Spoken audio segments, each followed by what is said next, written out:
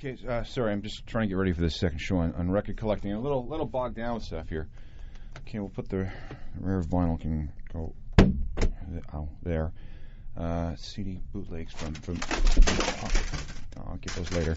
Okay, box sets. We'll put them. They can go there. MP3s. Wait, can an MP3 be considered collectible? Okay, remember, we'll bring that up later. And what's this? Oh, memorabilia and autographs. God, there's a can of worms.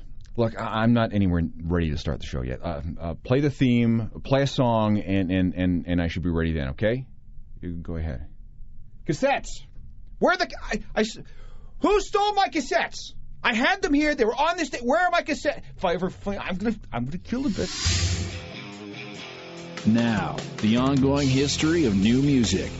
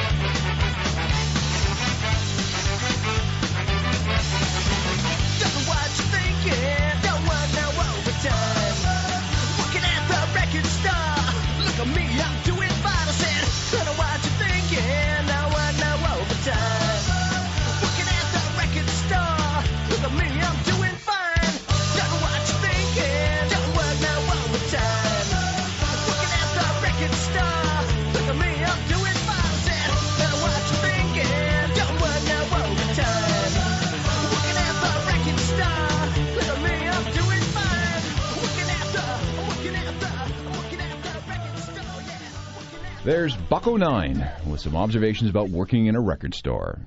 Hello again, I'm Alan Cross, and this is the second half of a two-parter on collecting music and music stuff. Now let's review a few things, starting with the distinction between a record library and a record collection. Now in my mind, a library is an organized pile of CDs and records amassed over a period of time. A collection is a library that also includes cool stuff, strange, meaningful, and otherwise significant pieces of recorded music. And what makes something cool and collectible? Well, there are certain things that are universally acknowledged as being rare and valuable, such as a copy of the Sex Pistols' God Save the Queen on A&M or David Bowie's Diamond Dogs album with the original artwork. Then there's the stuff you collect because it has special meaning to you. It's anything that makes your heart stop, and within a tenth of a second, something inside you says that you better grab it before the next person does. For example, to the next person, this may be just another useless, obsolete cassette tape. But to you, as a Smashing Pumpkins fan, recognize it as one of the tapes they used to sell off the stage in the early days, and that it's only one of 500 ever made. And as a fan, you just got to have that, even if it means eating nothing but Kraft Dinner for the rest of the week. We're going to start this show by going back to vinyl just for a bit. Although vinyl has pretty much been phased out, there are still tens of billions of vinyl records out there. So don't think that your old stash of vinyl has suddenly become very valuable just because they aren't making them anymore. The market for vinyl records is strictly supply and demand. There is a huge supply and very little demand, except for a tiny, tiny percentage that have true collectible value to record geeks. And what's more, true collectors are very picky about when it comes to things like condition. The better the shape of an old record, the higher its value. In fact, few things matter more than the condition of a record. And over time, a very rigid system of grading vinyl records has evolved. At the top of this list is mint. This is perfect condition. So perfect, in fact, that it may never, ever, ever have spent so much as a second on a turntable. The cover is clean and unmarked and not faded, and it's obvious that the record has been carefully stored so that there's been no warping of the contents. There are very, very few true mint records out there. A more common rating is near mint. No obvious signs of wear or damage, a sleeve that's in great shape, and it basically looks as good as the day it was brought home. Beyond that, we descend to various levels of very good and good. Very good plus, good minus. It's all pretty subjective. And finally, we have fair and poor. The only fair and poor records that anyone really cares about are the impossibly rare records, like, say, the private recording Elvis Presley made for his mother on July 18, 1952. Elvis paid $4 to record a couple of songs that day, and this is when he was still working as a truck driver. I have no idea if that record still exists, but if you could find that very first thing Elvis ever did, it would be worth a fortune, no matter what the condition. Here is an example of a record in good to good plus condition from the Ongoing History Archive. So playing it one more time, really, it's not really going to hurt its residual value. I'm a huge U2 fan, so this particular record holds some real emotional appeal for me. It's from 1983, back in the days when every band was getting some kind of remix treatment. Steve Lillywhite, U2's producer, was commissioned to create a dance mix out of one of the singles from the War album, to get some much-needed exposure for U2 in the clubs. Now, as far as I know, this version was only available in the UK, and chances are that you may not have heard it for years, or ever for that matter, because it's that odd. It's U2 with the Steve Lillywhite UK dance remix of Two Hearts Beat as One.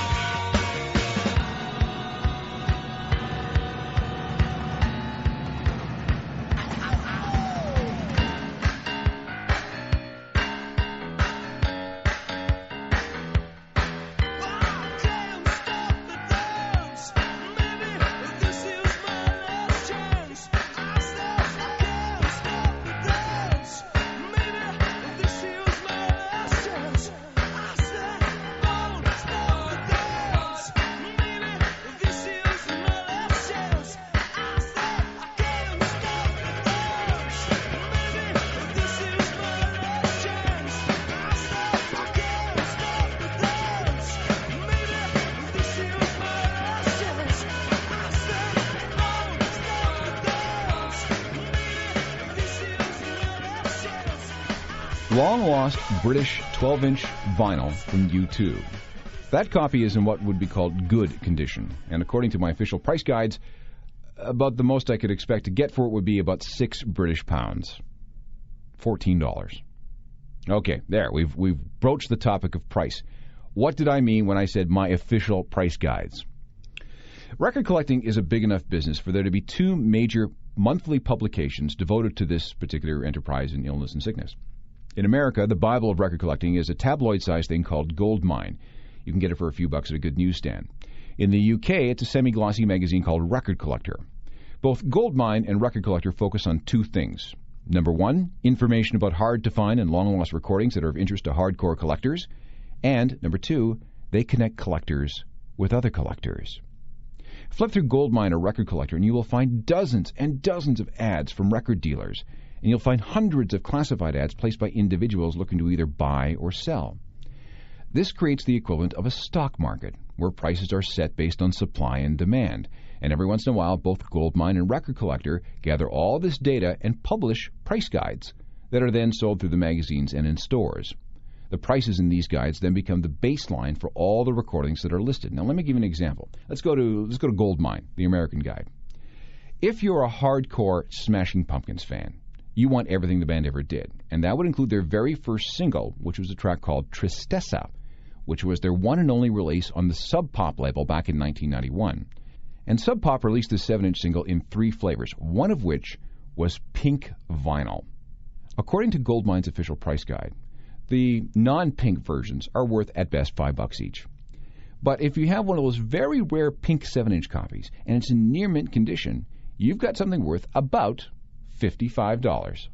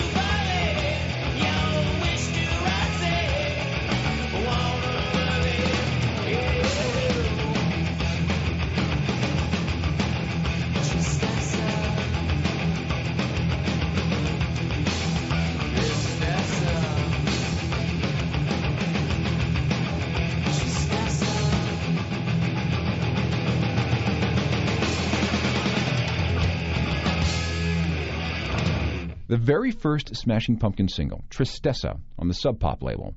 And if you have the single on pink vinyl from Sub Pop, it could be worth up to $55. I want to stick with the topic of price because it's a question I get a lot. I get a lot of email from people saying, I know this is rare, but how much is it worth? And the answer is usually, not as much as you might hope. We'll pick it up there right after this. You're tuned to the ongoing history of new music.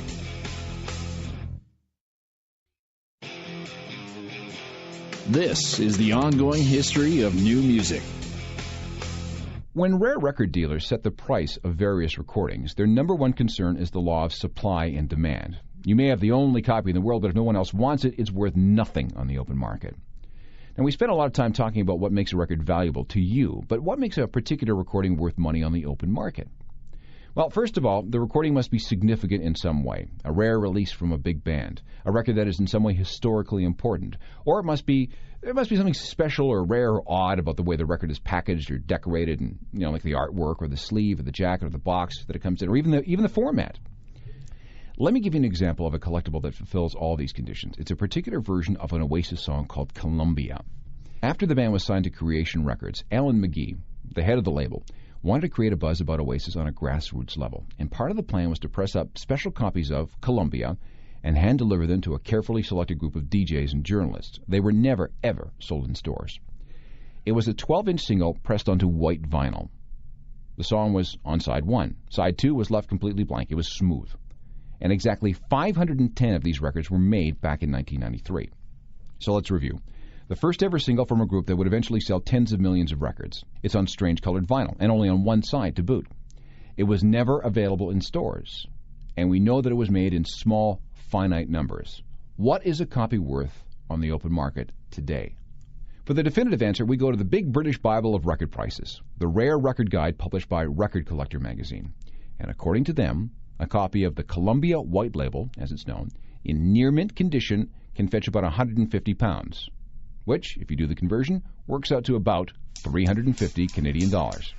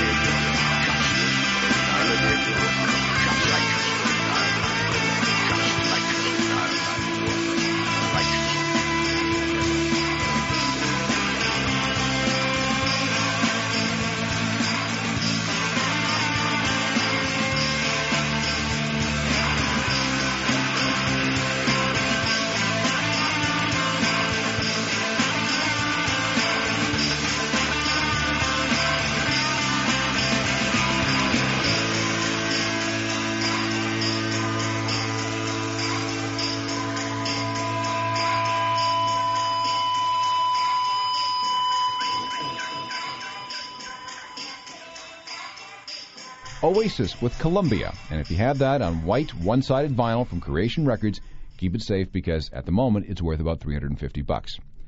As an aside, that is not the most coveted Oasis release. In 1994, the band released a doctored version of the Beatles' I Am the Walrus. And I say doctored because although it sounds like a live recording, it's not. It's the band goofing around in the studio with the crowd noise added in later. This was released on 12-inch vinyl with a color picture sleeve, and only 250 were made. All of this adds up to a record worth about £275 on the open market, which equals about 650 Canadian. And we can be quite comfortable with that assessment because we use the price guide published by Record Collector magazine out of the UK. Still with the topic of first singles from big bands, the subject of Nirvana always comes up, specifically their very first release on Sub Pop called Love Buzz. In October 1988, Sub Pop released 1,000 hand-numbered versions of Love Buzz. And when Nirvana exploded 3 years later, the price of one of these Love Buzz 7-inch singles went from like zero to about $700 almost overnight. Huge demand, low supply. So what did some enterprising people do? They pressed up some counterfeits, and fake copies flooded the market. And some of these fakes were really, really good. You couldn't tell the difference from the real thing unless you looked very carefully at the runoff groove, the vinyl area immediately next to the center label. Real versions featured the number SP-23-A etched in the vinyl. That number is followed by this message: "Why don't you trade these guitars for shovels?" The letters can be no more than 2 millimeters tall. And hold it up to the light. Do you see a stamp that reads K-Disc? That's good. Now look at the cover. Was it hand-numbered using a thin red felt pen? Are the names Alice Wheeler and Susan Sasek there? No. Well, then you got yourself a fake. And that's just one of the fakes discovered in America. There are several versions of the American counterfeit and at least one European fake. And what are they worth in the open market? Zip. You've been ripped off.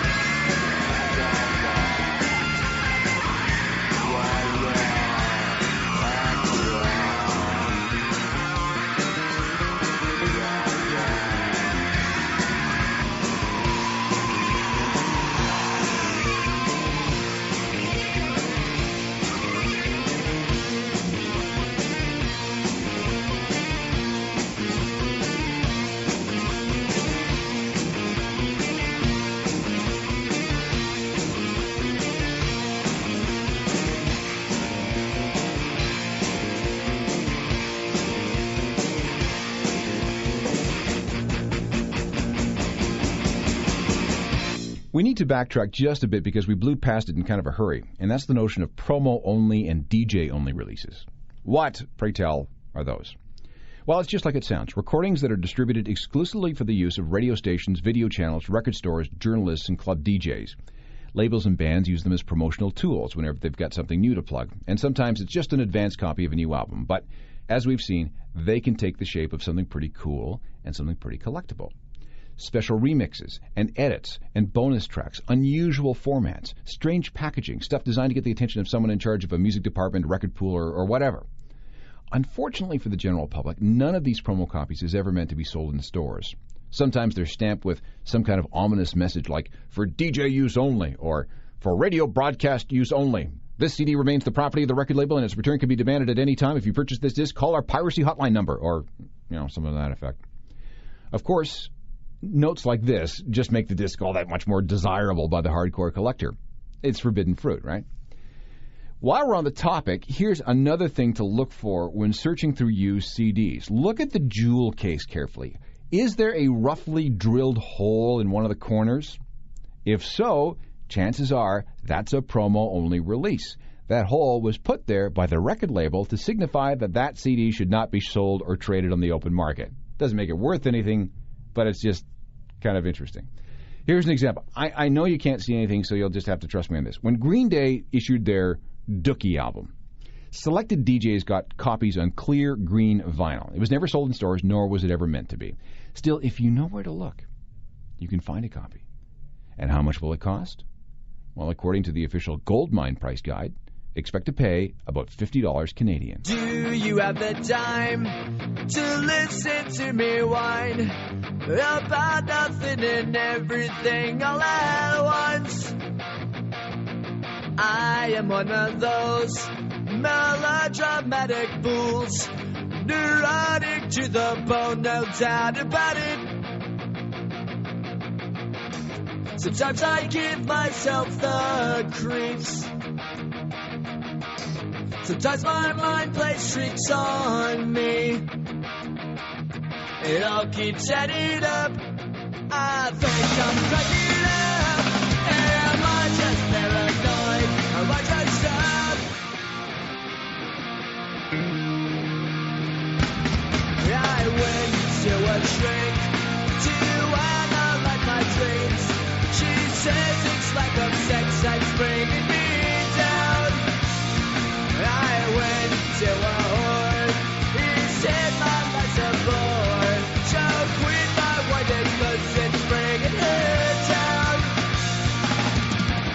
Sometimes I give myself the creeps. Sometimes my mind plays tricks on me. It all keeps adding up. I think I'm cracking up. Am I just paranoid?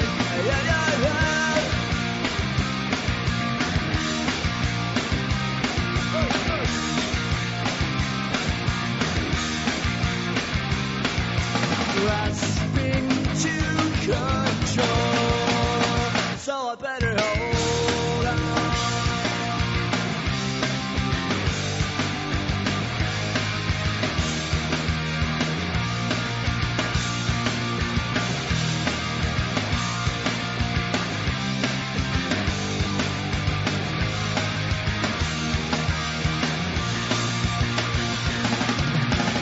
Sometimes I give myself the creeps. Sometimes my mind plays tricks on me. It all keeps adding up. I think I'm cracking up. Am I just paranoid? Am I just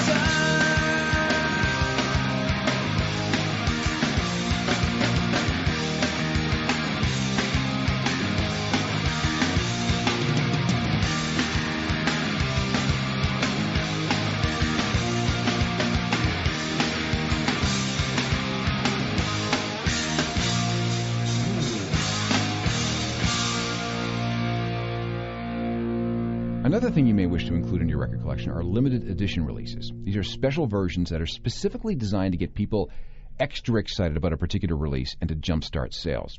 Now, U2 is quite good at this. Both their greatest hits collections initially came with a second CD of bonus tracks, and the second collection actually came with a bonus DVD. Here's something from a special edition of Greatest Hits issued in 2002 by the Manic Street Preachers. Now, if you were quick, you could have purchased a copy of their Forever Delayed anthology that came with a second disc filled with rare and wonderful remixes done by other performers as well as DJs. Now, let me play you something from that. One of the biggest Preacher songs was If You Tolerate This, Your Children Will Be Next. That's from their 1998 album, This Is My Truth, Tell Me Yours. This is what the guys from Massive Attack came up with. Is it worth collecting? If you're a Mannix fan, absolutely.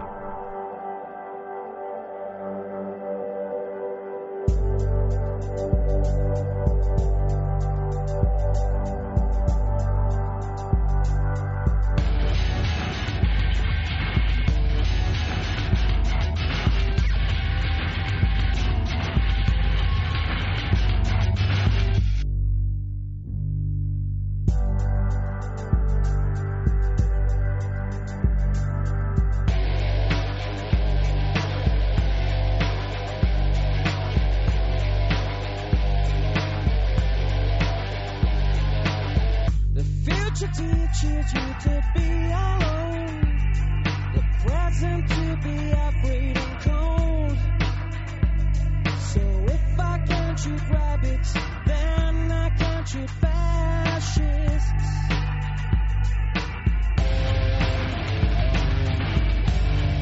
Bullets fly away today, but we'll forget it all again. Monuments put my bed to think of, turns me into a godless wonder. And if you tolerate this, then your children will be next. And if you tolerate this, then your children will be next.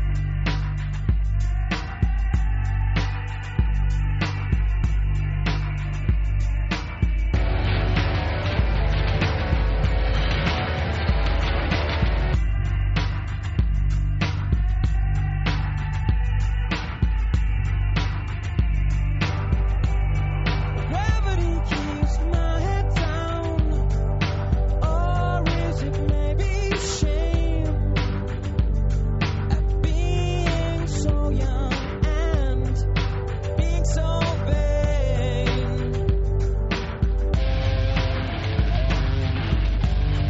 Holes in your head today, but I'm a pacifist. I've walked round but not with real intent. And if you tolerate this, then your children will be next. And if you tolerate this, then your children will be next. Collectible Manic Street Preachers with the Massive Attack remix of If You Tolerate This, Your Children Will Be Next. We'll wrap things up in a second with a couple of things, the whole issue of memorabilia and whether or not MP3s can be considered truly collectible. You're tuned to the ongoing history of new music.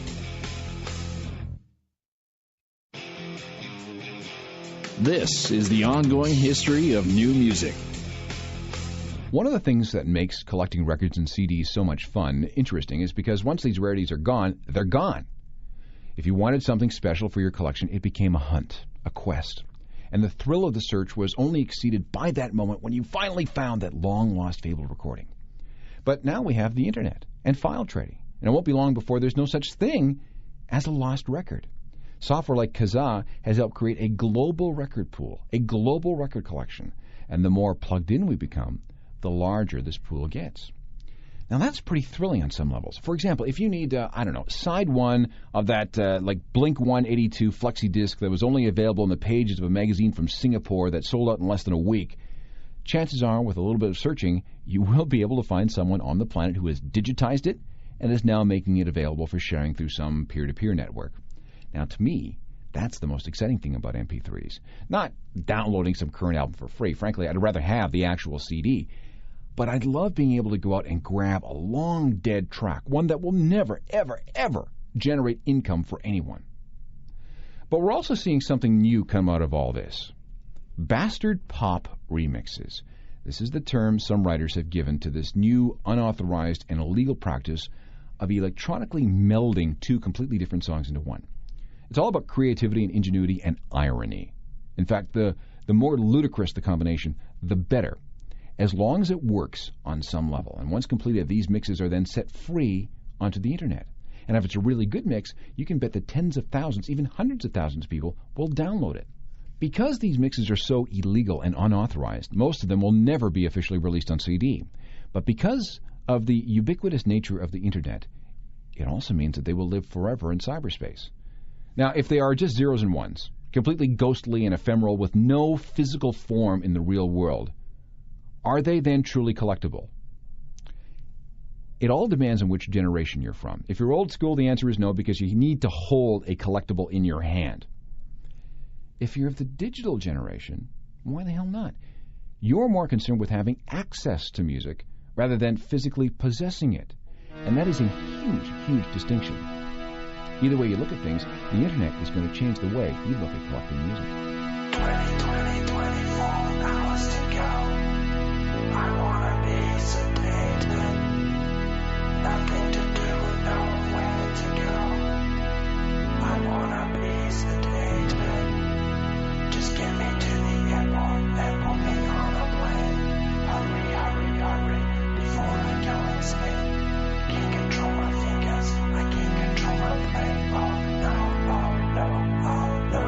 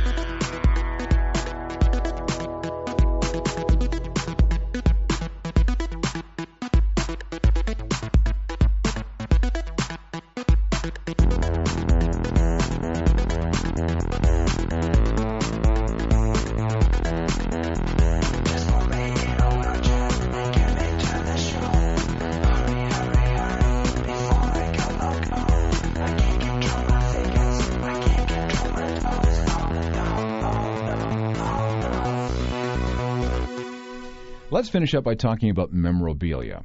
You've got all the records and the CDs and the cassettes and the 8-tracks and the bootlegs and the MP3s of your favorite band. Fine.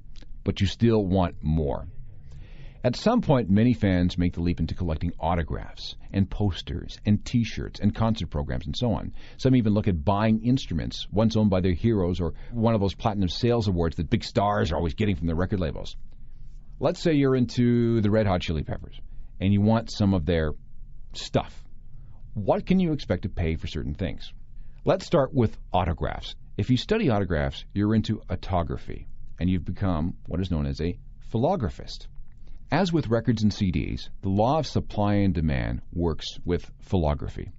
The Chili Peppers are a big band, so there's lots of interest in them. That's good. They also don't sign a lot of autographs, which is also good, because if they were loose with the pen, that means Chili Peppers autographs wouldn't be that rare, and the law of supply and demand would push down the price. For example, Green Day. They sign a lot of stuff. And from a monetary point of view, Green Day autographs are so plentiful that they're essentially worthless.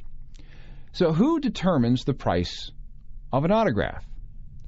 People who buy, sell, and trade them. And as with records, these sales and trades help set prices. Once again, we can look to the people at Goldmine magazine. They publish a price guide to rock and roll memorabilia. And according to this Bible, an autographed CD or album or magazine cover or photo signed by all the members of the Red Hot Chili Peppers will sell anywhere from $45 to $110 US. And there's more. Say you were lucky enough to get a backstage pass to a Chili Peppers concert. If you were willing to part with that backstage pass, a dealer might offer you $10 for it. But if it's one of those special laminated deals, they're worth double that. Oh, you say you caught one of Flea's guitar picks at a show? $20 US. Or let's say you have some of the promo items that were floating around radio stations and record stores and record companies when the Mother's Milk album came out. For example, EMI issued a notepad in the shape of a milk carton. It was a cheap gimmick designed to promote the album. But today, that notepad, which was worth nothing back then, is worth at least $12 US.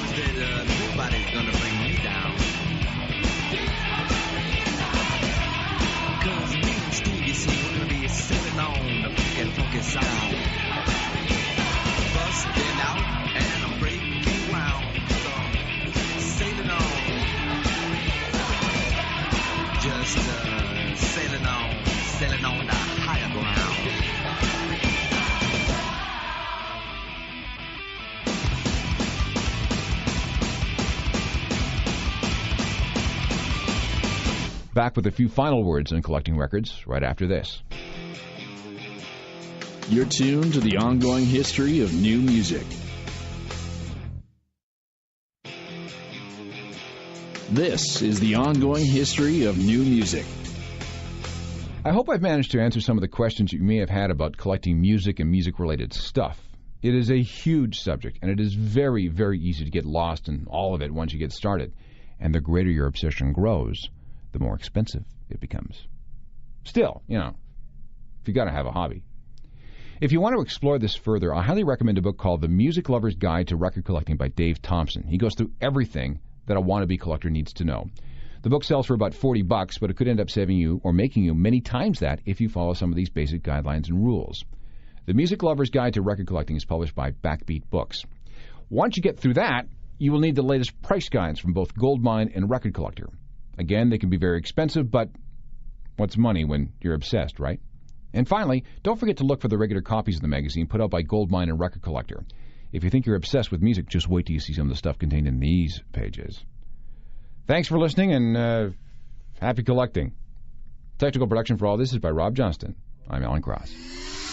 You've been listening to The Ongoing History of New Music, a Deep Sky production.